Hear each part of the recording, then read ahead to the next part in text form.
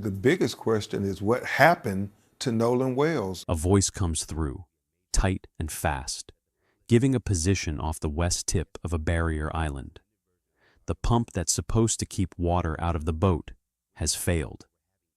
Hey, we're at the west tip of Horn, and our bilge pump stopped working. We're sinking. Can y'all please come? We have a membership. All right, of course. How far is the water coming up, sir? We're sinking, he says. Can y'all please come? It's the 4th of July on the Mississippi Gulf Coast. Somewhere past the shoreline, on a barrier island you can only reach by boat, a group of teenagers is watching their boat take on water. The person on the other end of the line isn't the police. It's a private towing company, a service you call when your boat breaks down, not when someone's in danger. He asks how bad it is.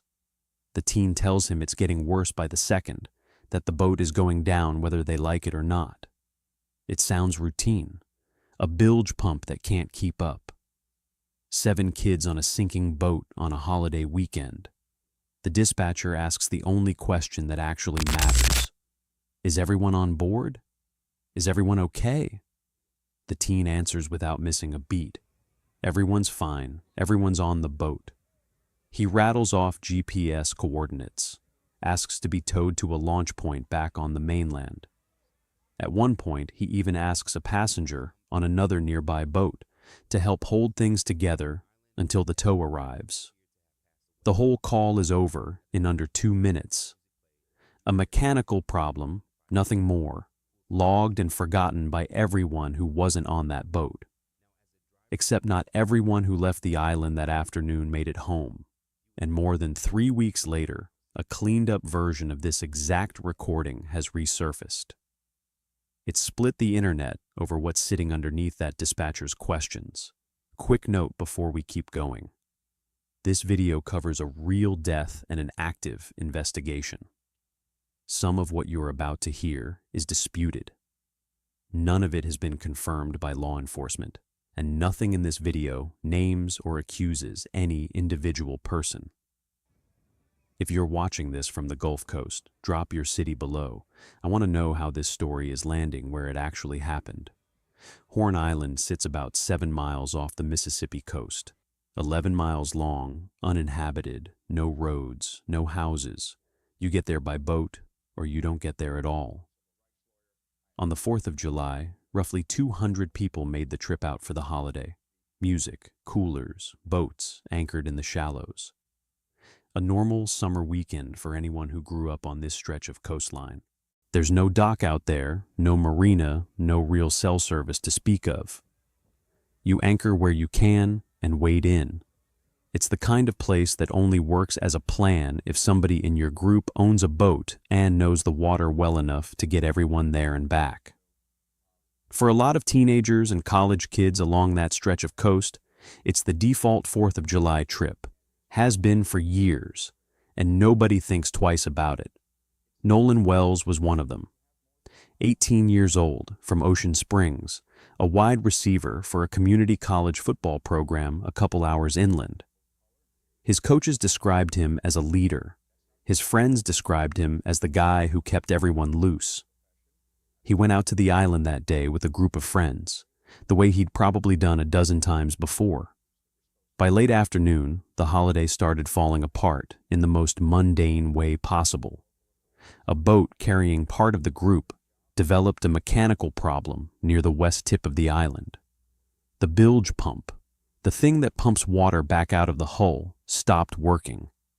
Water started coming in faster than anyone could handle it. Here's where it gets complicated. Everyone agrees the boat left the island that afternoon with a problem. Not everyone agrees on what happened right before it did.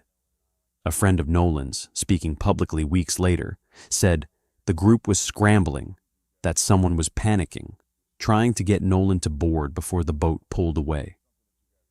He described someone yelling at Nolan to get on. According to that account, Nolan made the decision to stay behind on the island rather than get on the sinking boat, planning to come back with a different group later. His parents don't buy that version. They've said publicly that witnesses saw their son on the island after that first boat departed, which lines up with the idea that he stayed voluntarily, not that he'd already vanished. But they've also pushed back on any suggestion that staying behind was some kind of casual, no big deal choice. Something in their view still doesn't add up about how the day actually unfolded. There's also a competing detail floating around, one that hasn't been confirmed by anyone official. Some people close to the situation have suggested Nolan stayed behind to talk to someone he'd met on the island that day. Others who were there have pushed back hard on that version, saying it doesn't match what they saw or heard. At this point, it's just one more disputed detail in a story that has very few settled ones. Whatever the full explanation turns out to be, the fact stands on its own. Everyone else who went out on that boat made it back to the mainland. Nolan didn't. He was reported missing that night. For a day and a half, there was no sign of him. Then, on the morning of July 6th, his body was found along the shoreline of Horn Island. Local officials made a brief statement. At the time, no foul play was suspected. On paper, it read like a tragic accident. A strong swimmer, an athlete, alone on an island at night, something going wrong in the water or on the shore. Case closed, more or less, in the eyes of a lot of people who heard the early reports and moved on. His family did not move on. Within days, Nolan's parents retained a civil rights attorney, a lawyer with a track record of representing families in disputed death cases. That decision alone told you something. This wasn't a family that felt like local authorities were being straight with them. The case picked up national attention fast. A fund set up to cover funeral costs raised well over $200,000 within days. Well-known actors, filmmakers, and former professional athletes showed up publicly behind the family, some covering costs, some just showing up in person at press conferences to stand with them. Part of what accelerated the attention was the fact that Nolan was the only black member of his friend group that day, in a state with a long and heavy history around exactly this kind of situation. His parents said plainly that they didn't trust a fair investigation would happen on its own, and that's why they went looking for independent answers instead of waiting for local officials to finish theirs. So they commissioned their own autopsy. A separate pathologist, based out of state, paid for privately, with the explicit goal of getting a second opinion before anyone could tell them the case was closed. At a news conference weeks later, standing alongside civil rights attorney Ben Crump, Nolan's parents said again that they simply wanted transparency, not a predetermined conclusion. The independent autopsy did not solve anything. If anything, it added more questions. The pathologist could not determine a cause or manner of death. His official finding was undetermined, pending further investigation. He noted an unexplained mark, a reddish discoloration on the back of Nolan's skull. He was careful about how he characterized it. Not a fracture, not clear evidence of trauma, but not nothing either. Inconclusive, he said, and worth investigating further. Part of the problem was timing. The state's own medical examiner had already conducted the first autopsy and had already removed and preserved certain tissue before the independent pathologist ever saw the body. That's a normal part of standard procedure, but it meant the second exam was working with an incomplete picture. Even so, the pathologist said he could not rule out that something other than a simple accident played a role in Nolan's death. That's a careful, hedged, clinical sentence, and it's about as far as an official finding has gone, in either direction, more than 3 weeks in. Meanwhile, the state's own autopsy, the first one, conducted less than a week after Nolan's body was found, still hasn't been made public. The local district attorney confirmed that the report will stay sealed until a grand jury reviews it. She said publicly that this is standard practice in that county, that nearly every death outside of natural causes or a routine car accident gets the same treatment, and asks the public for patience while investigators finish. That explanation hasn't done much to quiet frustration. Toxicology results, which can take weeks on their own, haven't been released either. Grand juries in that county don't work on a public timeline. There's no calendar posted anywhere telling the family or anyone watching from outside when a group of local residents will actually sit down and review the findings. It could be weeks, it could be longer. That kind of open-ended waiting is its own kind of hard on top of everything else. So here's where things stood right up until this week. 2 autopsies, neither one public in full. One inconclusive finding about a mark on the back of a young man's head. A grand jury review with no scheduled date. And a family still waiting for anyone in an official capacity to tell them what actually happened to their son. Then a recording surfaced that changed the conversation entirely. Through a public records request, the original call to that private towing company finally became public. Not a police call, not a 911 call. A call to a boat towing service, made from the sinking boat, in the middle of the emergency itself. On it, you can hear the caller identify his position off the island. You can hear him tell the dispatcher the pump had failed, sounding genuinely panicked as he insists the boat is sinking no matter what they do. The dispatcher asks if everyone on board is safe. The caller confirms it. "Everyone's fine," he says. He gives coordinates. He asks to be towed back to a launch point on the mainland. On its own, this is exactly what it sounds like. A stressed teenager dealing with a mechanical emergency on the water, trying to get help. The original recording didn't get much attention when it first came out.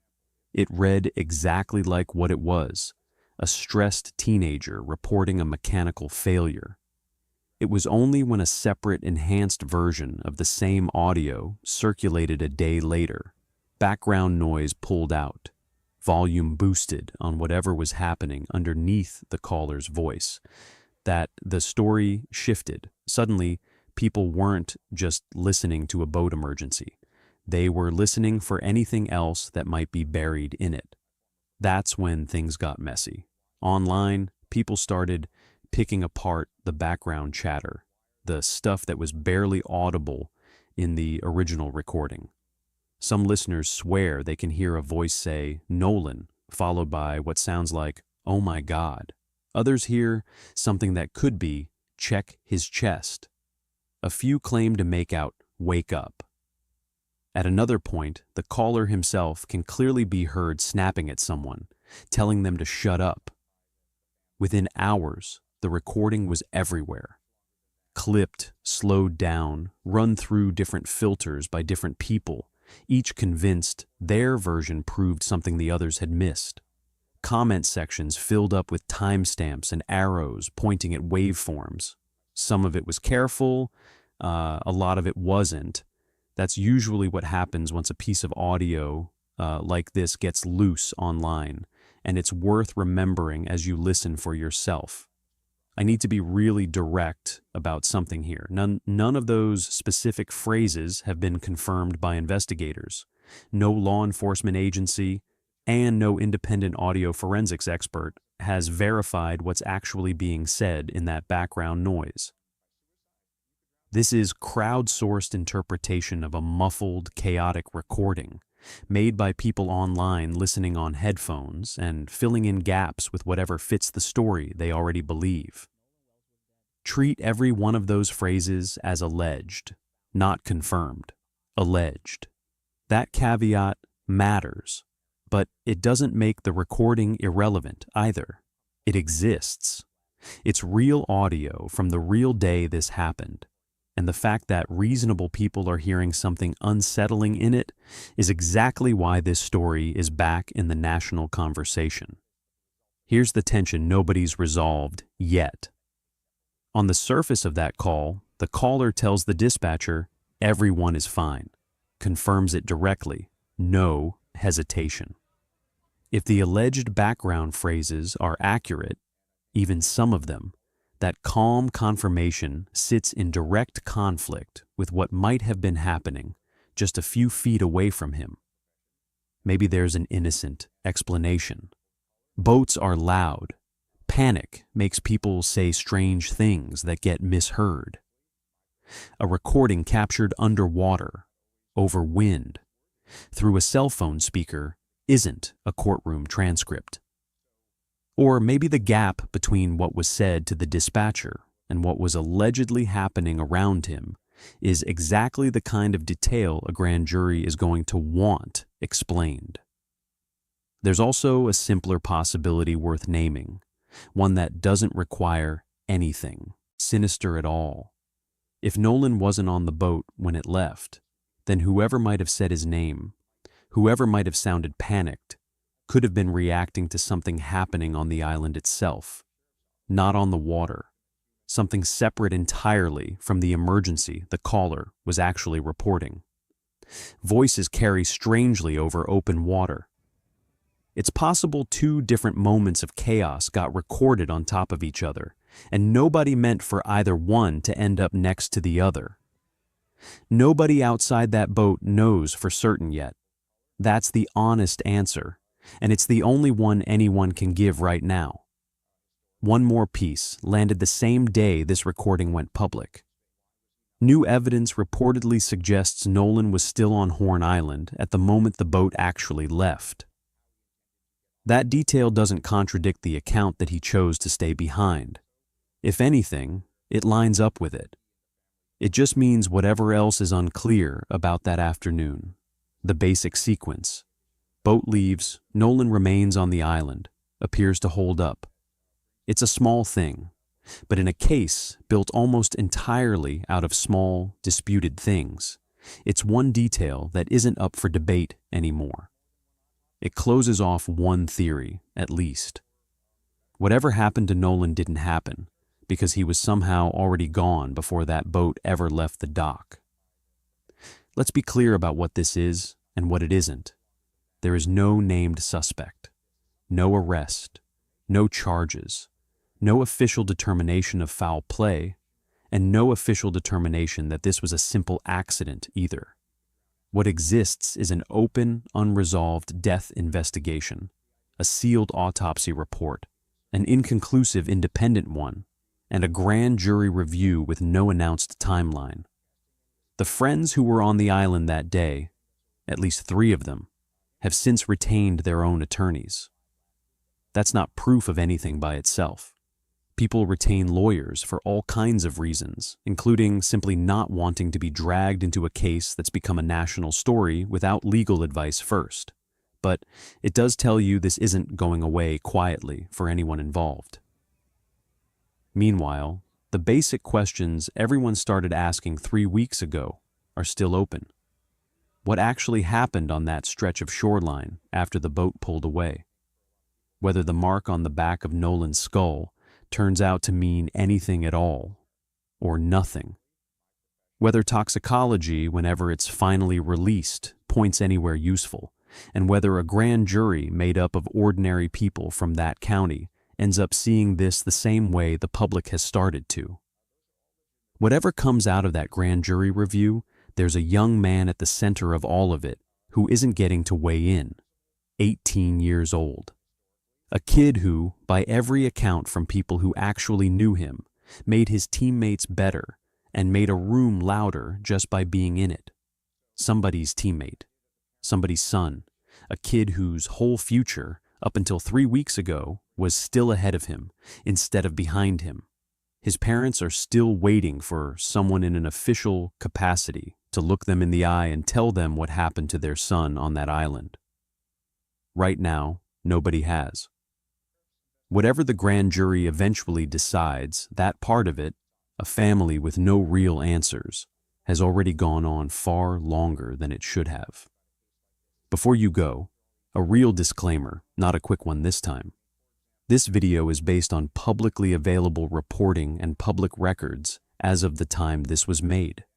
Facts in an active investigation can change, and some details discussed here, including interpretations of the audio recording, remain unverified and disputed.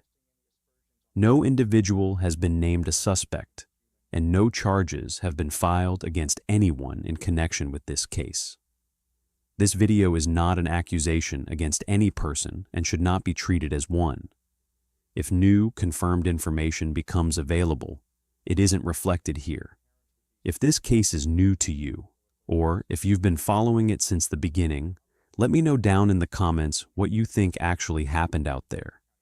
And if you want to stay caught up as this investigation moves forward, go ahead and hit subscribe so the next update finds you the moment it drops.